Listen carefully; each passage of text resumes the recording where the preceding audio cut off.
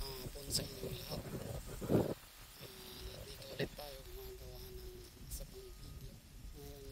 Dinala ko naman kayo sa isa pang spot na ito karaniwang kong pinupuntahan during summers. Ito yung tinatawag na sa Victoria Drive. Sa Victoria Drive, Fraser River. Malapit lang sa night ito.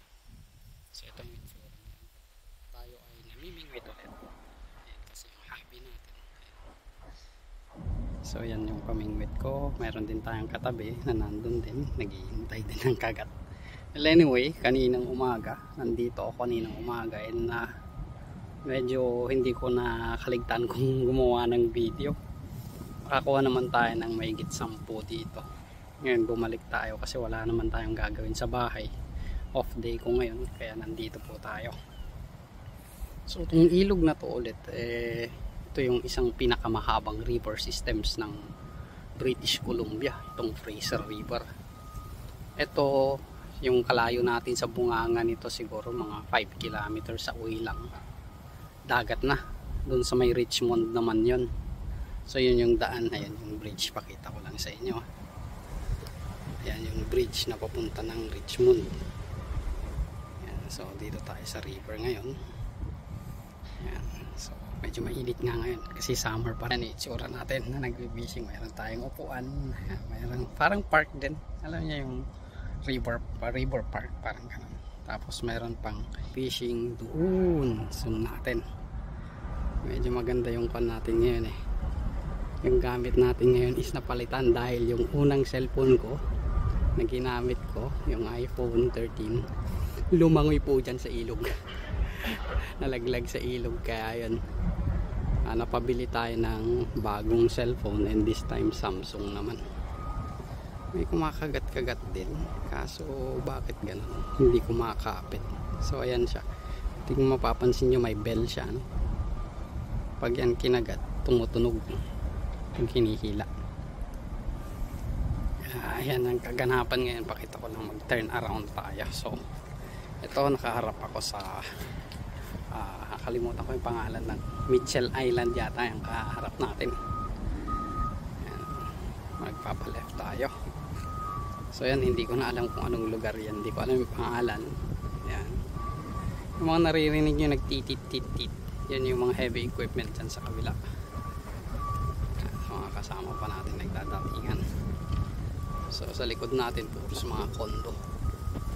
Ayan.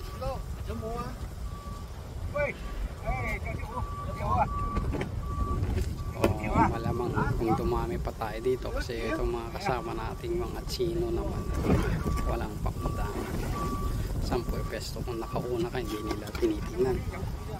Kaya siguro kung wala tayong mapagkagat dito, alis tayo, ilipat tayo. So mag-update ako maya maya. Hoping na mayroon sana tayong in-action yung gumagalaw yung pamingwit. Ayun, pinipitik. Narinig niyo yung bell, ayan, nanginginig, ano, ayan. So malamang meron to. So update ko kayo maya maya lang. So ayun na, tutuloy tayo. May nakuha tayong isa kanina, yung pagkalakot ko kanina, nanginginig ang ating pamingwit na tumutunog ang ating kalambang na maliit. Ano po tayo nakukuha? Yung nakukuha po dito commonly is yung pike minnow. Hindi po sa kanong kalakihan. Pinsan siya ng mga kasama nating namimingin dyan, mga makakonsel isda, yung big bed na tinatawag, big bed, yun ang kalahi nito, pero ang English niyan is northern pike minnow. Member siya ng pike kaso minnow nga lang. Medyo okay naman na yung size nito, kumbaga good size na siya yung natin nakuha kanina. So patuloy tayo sa pamimingwit ulit, hintayin ulit natin na tutunog yung bell na yan. So yung planong paglipat titignan natin kasi marami pang dadating sigurado dito na mamimingwit kasi pataas na yung tide. So saglit lang medyo pumitik ulit nagbabalik tayo, na false alarm tayo kanina, hindi pa talagang totally na naisupo yung pain natin tsaka yung hook. So ganun yung style nito. Ang tawag yata sa atin dito is yung bait and wait. Kaya meron tayong pamingwit, pinapabayaan lang natin ganyan. Hahayaan natin yung isda na siya yung manghihila at maghuhook ng kanyang sarili. Ganun yung bait and wait. So yun, yung pareho kami nung nandun sa dulo.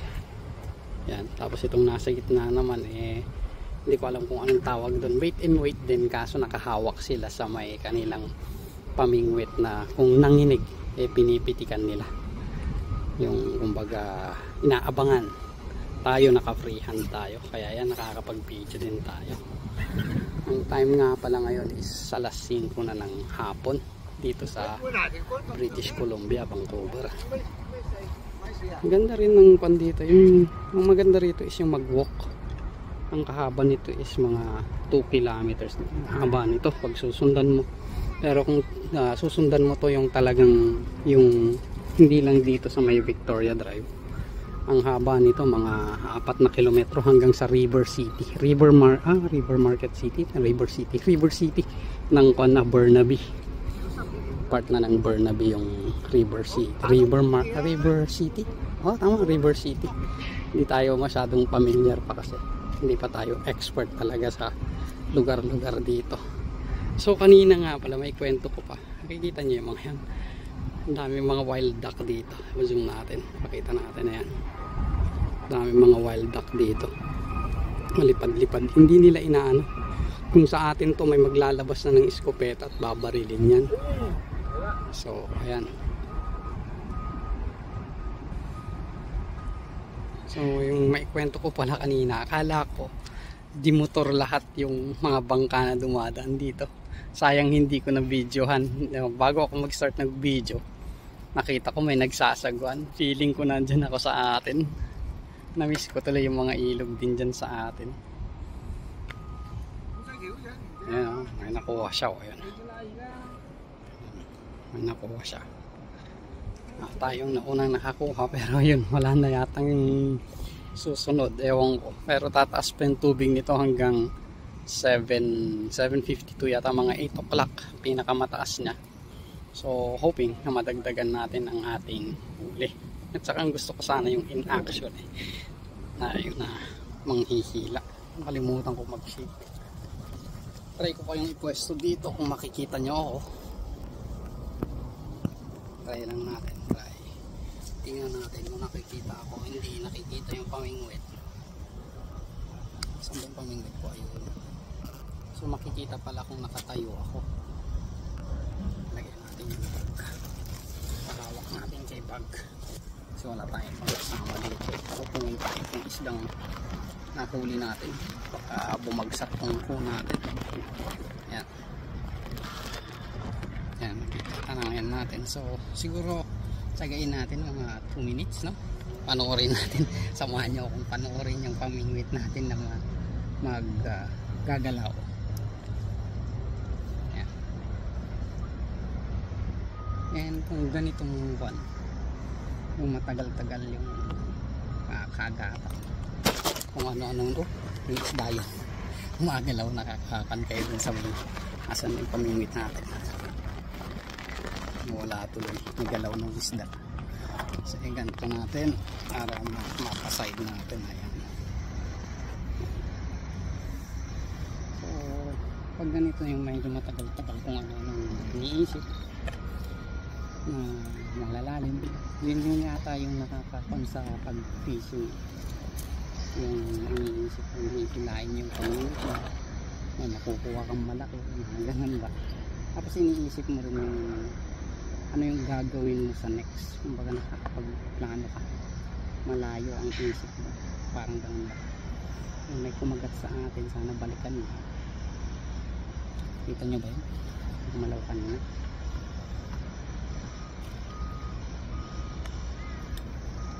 Sana nga puro malalaki yung nakuha natin ngayon, pero yung unang nakuha natin kanina, sana puro ganun.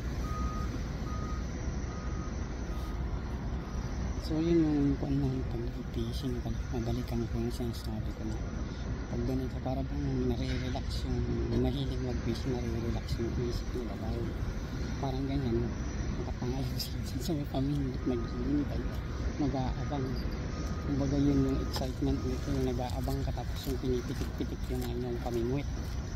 Yun yung nakakapandito yung iba na hindi nila laro ito or hindi nila hilig mag-fishing. Sa kanila boring to, talagang boring to. Malamang baka yung 2 minutes na rini-request ko sa inyong panoorin malamang naboboring na kayo. But anyway, kinakagat-kagat yung pamingwit natin pero walang sign pa na nakuha siya. Pinipitik-pitik lang. Maliliit siguro yan kasi malaki yung pain natin, pero kung malaki yan may isusubo na. Pero i-check ko na rin para makita natin, baka makakuha tayo ng information na malaki.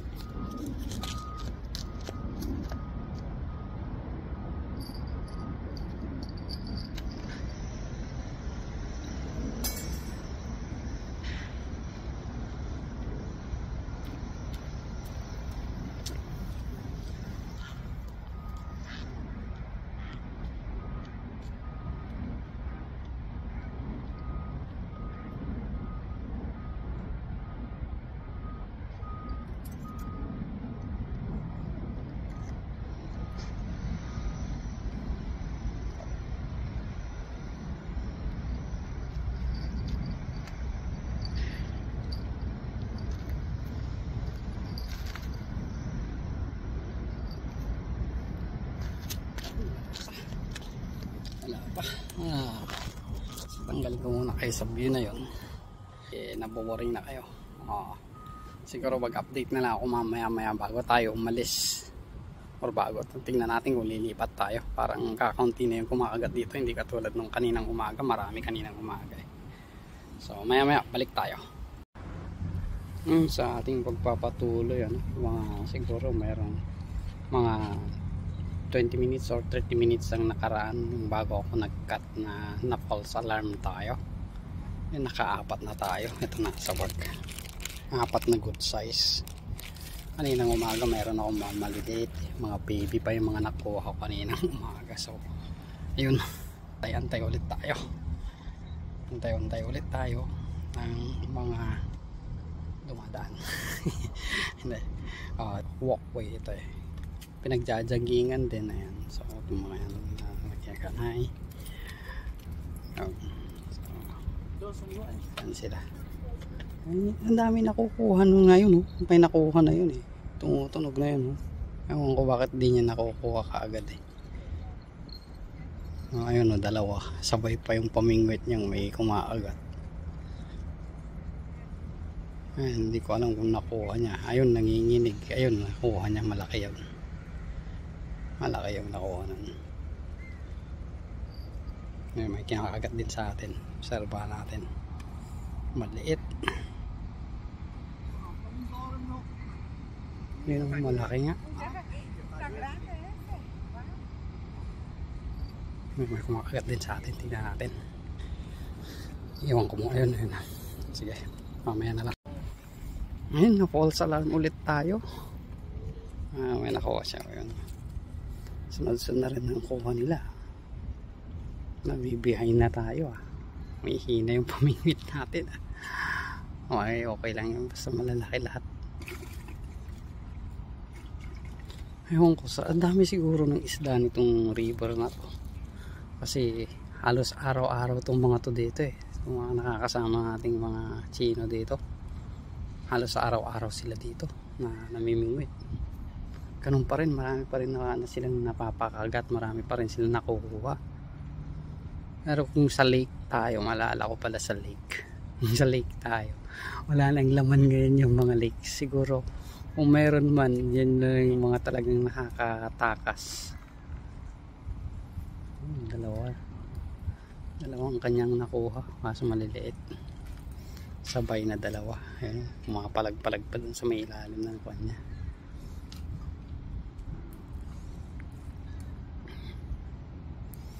So ganyan lang talaga, antay-antay.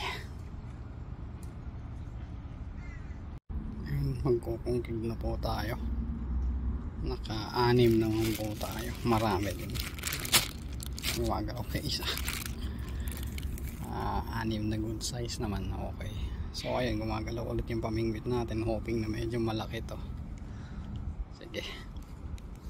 Nudlot po tayong malaki nga po yung nakakagat kanina. So, siya na yun, gumagalaw pa. Medyo malaki. Okay naman. Parang size ng bangus yung nakuha natin na huli. So, ayan. Nagpapaalam na ako kasi patakip silim na rin. Ayan, maglalakad pa tayo pa uwi. Ayan, ang itsura ngayon. Patakip silim na. So, maraming salamat sa... Oh, mali.